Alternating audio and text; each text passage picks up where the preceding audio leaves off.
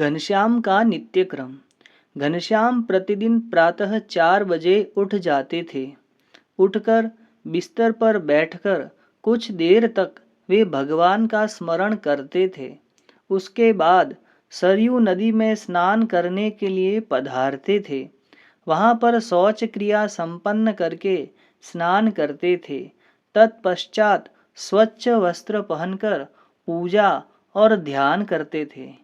उसके पश्चात घर आकर गाय का दूध पीते थे। फिर पिताश्री धर्मदेव जी के सम्मुख बैठकर अध्ययन करते थे।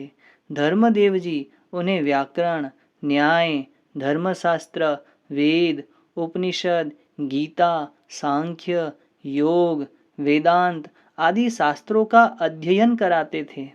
घनश्याम जी ध्यानपूर्वक अध्ययन करते थे। पिताश्री के पढ़ाने के बाद वे ग्रंथों का अध्ययन स्वतः करते थे। प्रातः काल में 9 बजे के बाद वे अयोध्या में प्रत्येक मंदिर का दर्शन करने जाते थे। जहाँ पर रामायण की अच्छी कथा होती थी वहीं जाकर बैठ जाते और ध्यानपूर्वक कथा सुनते थे। दोपहर 12 बजे के बाद वे घर लौटकर हाथ पांव धोकर पिताजी के साथ भोजन करने बैठ जाते थे। 3 बजे वे नदी पर स्नान करने जाते थे। वहां वे मित्रों के साथ देव मंदिरों में जाकर दर्शन करते और संध्या आरती के समय हनुमानगढ़ी अवश्य पहुंच जाते थे। वहां पर मंदिर में संध्या आरती करने के बाद वे घर लौटते थे। घर आकर वे हाथ पांव धोकर पिताश्री के साथ वे रात का भोजन करने बैठ जाते थे।